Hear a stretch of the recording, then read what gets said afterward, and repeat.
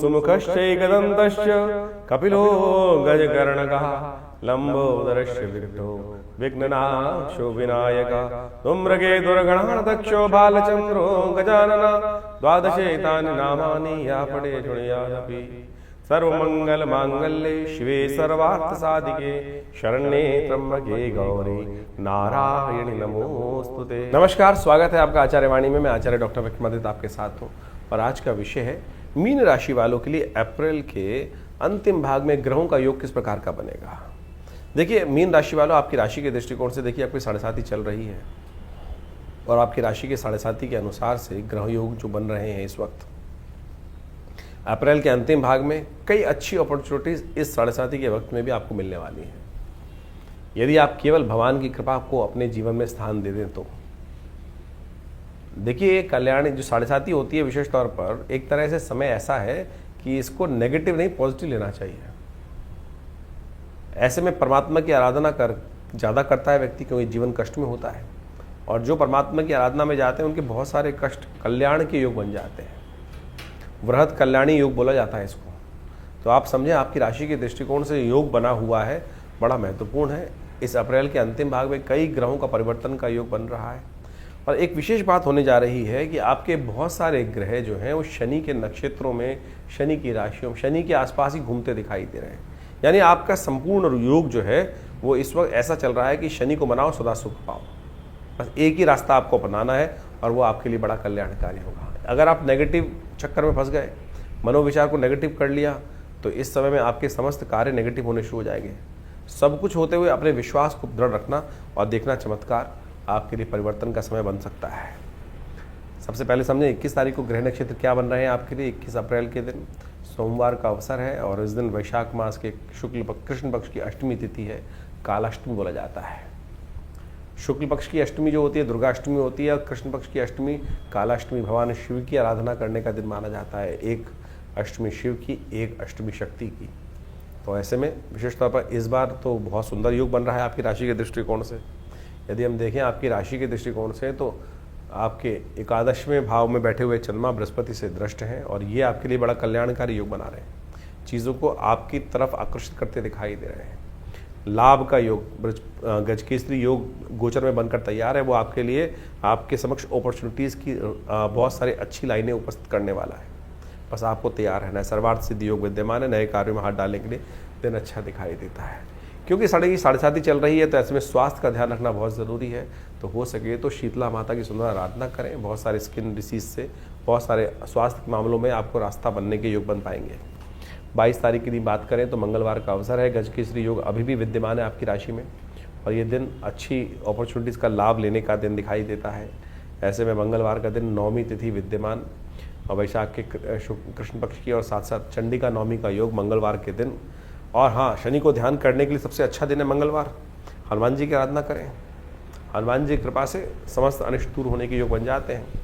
तो इस वक्त केवल हनुमान जी को साथ दीजिए। और देवता चित्त न धरहि, हनुमत से ही सर्व सुख करहीं। इस बात का ध्यान रखें। सुंदरकांड का पाठ करें, हनुमान जी की आराधना करें। विवेकानंद योगाश्रम में इस दिन सुंदरकांड का कार्यक्रम रखा गया है सुंदर। आप भी इसमें सम्मिलित होइए, अपने नाम से कराइए। शाम को ये कार्यक्रम करीब 5:30-6 बजे आरंभ होता है और सवा मनी के भोग के साथ रात्रि तक चलता है। तो आप इसमें भाग लेंगे तो अच्छा ही रहेगा, कल्याणकारी योग बनेगा।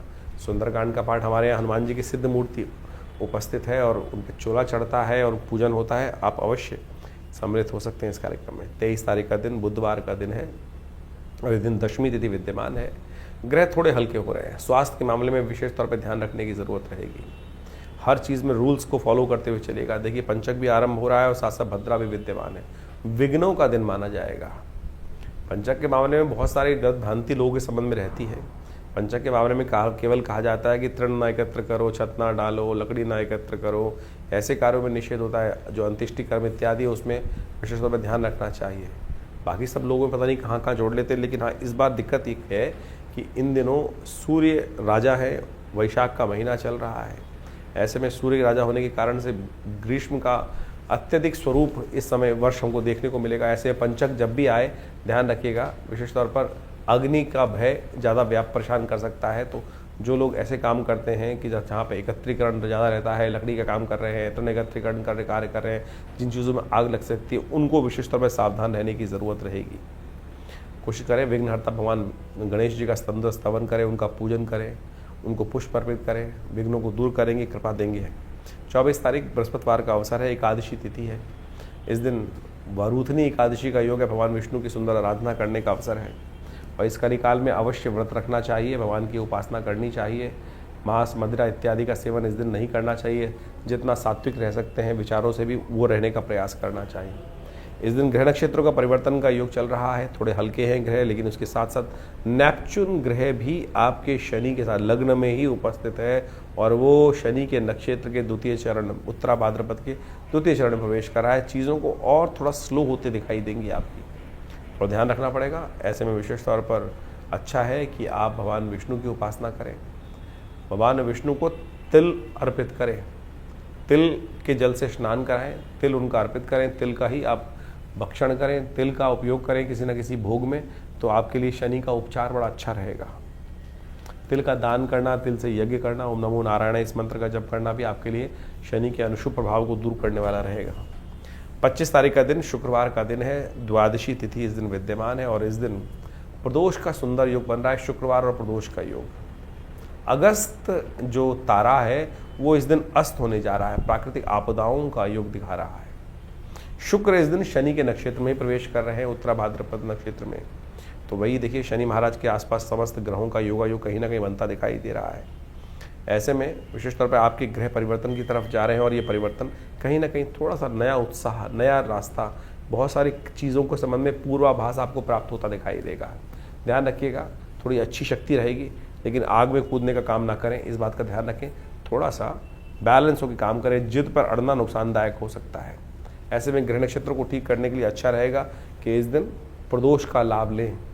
शुक्र प्रदोष महालक्ष्मी की कृपा प्राप्त करने की अद्भुत तिथि होती है और कहा जाता है कि इस दिन शाम के समय गाय के शुद्ध दूध से, कच्चे दूध से शिव का अभिषेक जो करते हैं भगवान की कृपा से, उनके बहुत सारे अनिष्ट दूर हो जाते हैं। तो इस उपाय को आपको अवश्य करने का प्रयास करना चाहिए।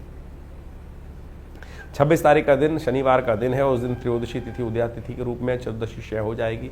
दिल्ली के पंचांग के अनुसार से इस दिन भद्रा भी विद्यमान है, जो सुबह से लेकर शाम तक चलने वाली है। तो नए कार्य ना करिएगा, इस बात का ध्यान रखें।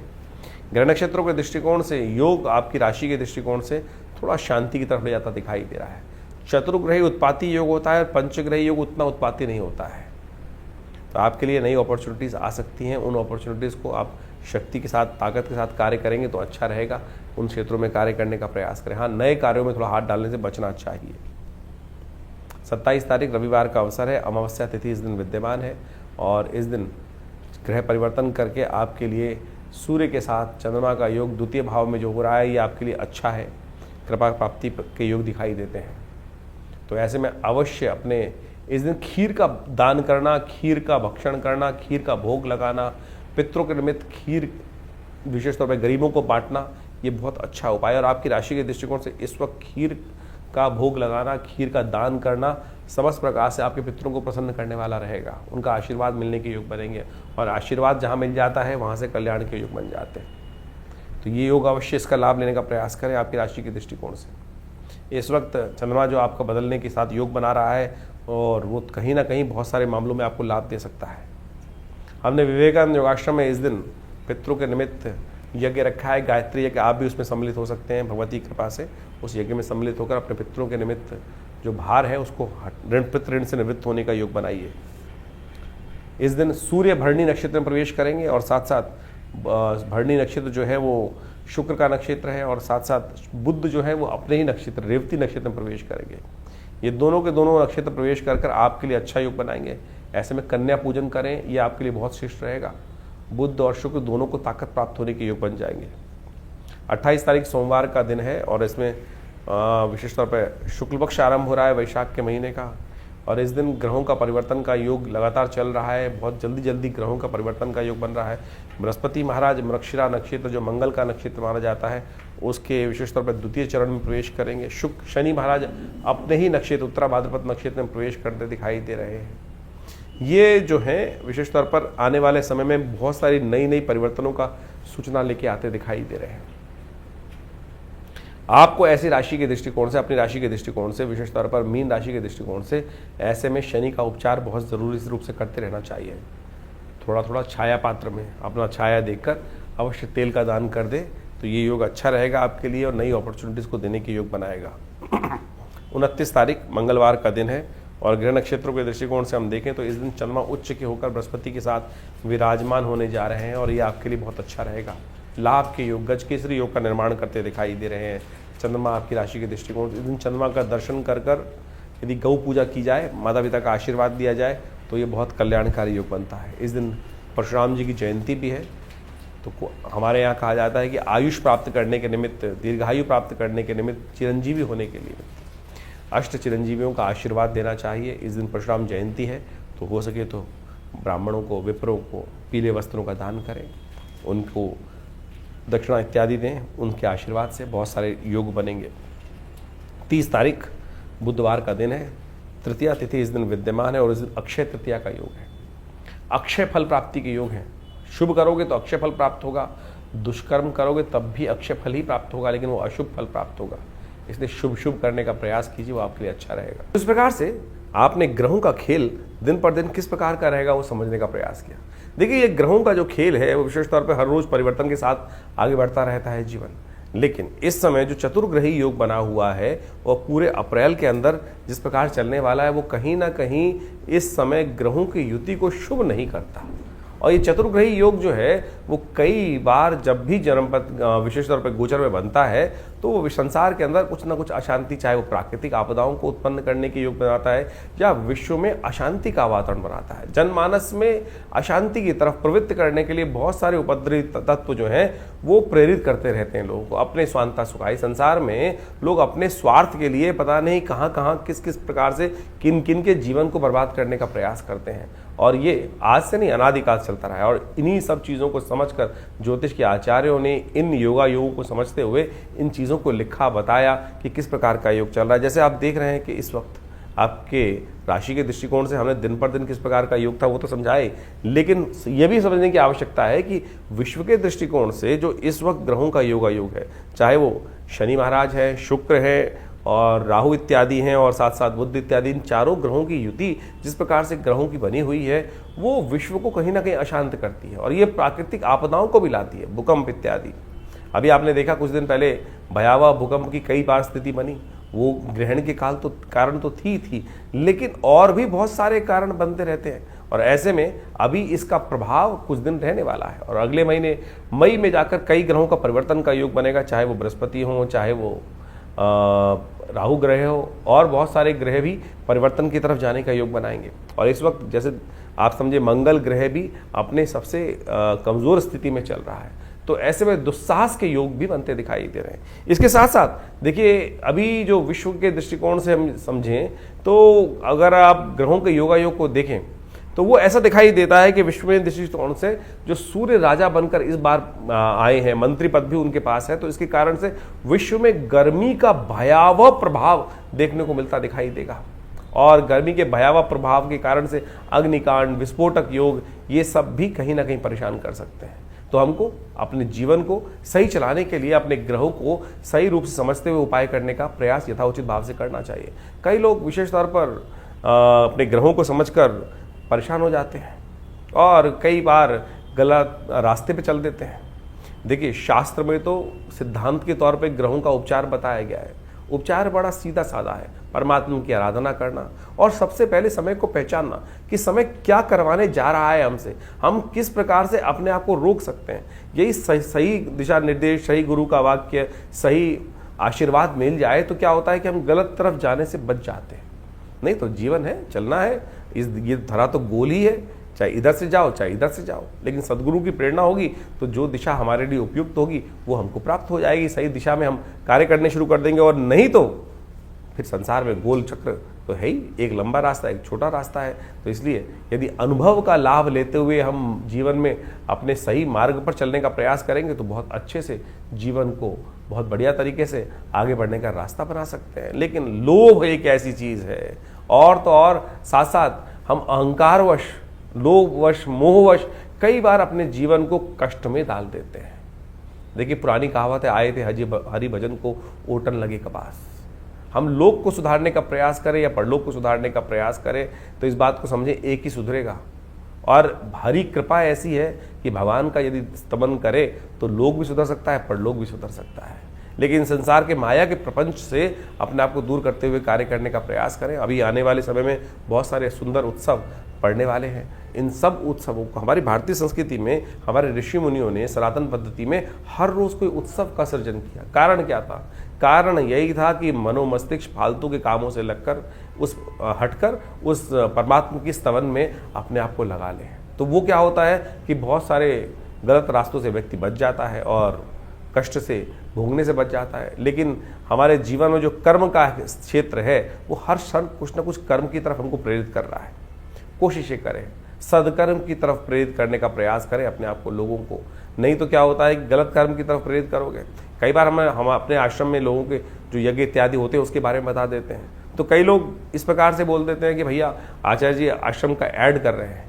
देखो, ऐड करने की हमें ना तो कोई ज़रूरत, अगर यज्ञ इत्यादि आश्रम पे हो रहे हैं तो बताना चाहिए, लोगों को प्रेरित करना चाहिए। एक शराबी है, वो लोगों को प्रेरित करता है, आओ शराब के पार्टी में बैठो, और जुआ खेलने वाले कहते हैं जुए में खेलने का प्रयास करो।